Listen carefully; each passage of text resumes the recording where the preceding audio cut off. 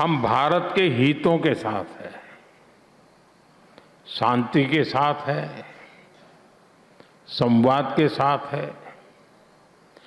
साथियों, संकट के इसी समय में जब ग्लोबल सप्लाई चेन डगमगा रही है, भारत ने डाइवर्सिफिकेशन और रेजिलियंस का मॉडल पेश किया है। एनर्जी हो, फर्टिलाइजर हो या एसेंशियल गुड्स, अपने नागरिकों को कम से कम परेशानी हो, इसके लिए भारत ने निरंतर प्रयास किया है और आज भी कर रहे हैं। साथियों, जब राष्ट्रनीति ही राजनीति का मुख्य आधार हो, तब देश का भविष्य सर्वोपरि होता है। लेकिन जब राजनीति में व्यक्तिगत स्वार्थ हावी हो जाता है, तब लोग देश के फ्यूचर के बजाय अपने फ्यूचर के बारे में सोचते हैं।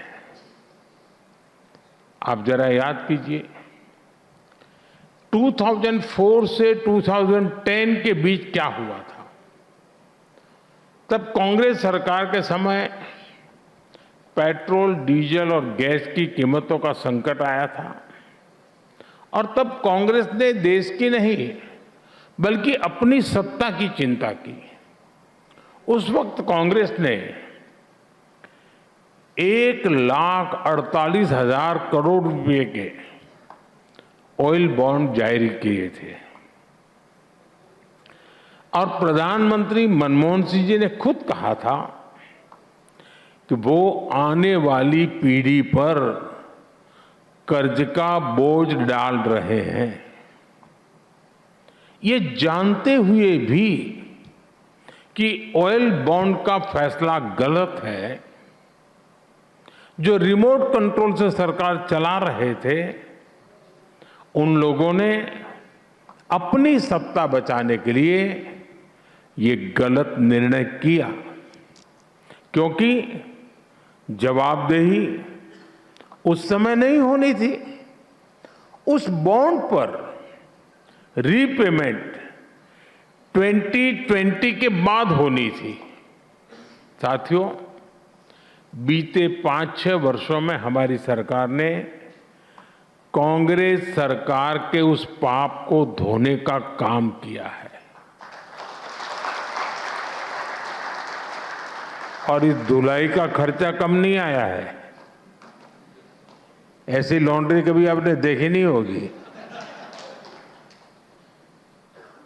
1,48,000 करोड़ रुपए की जगह देश को 3 लाख करोड़ रुपए से अधिक की पेमेंट करनी पड़ी, क्योंकि इसमें ब्याज भी जुड़ गया था।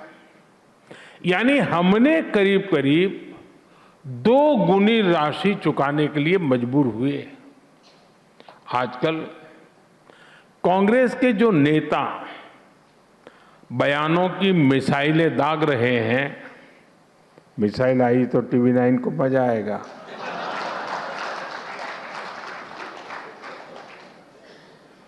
उनकी इस विषय का जिक्र आते ही बोलती बंद हो जाती है।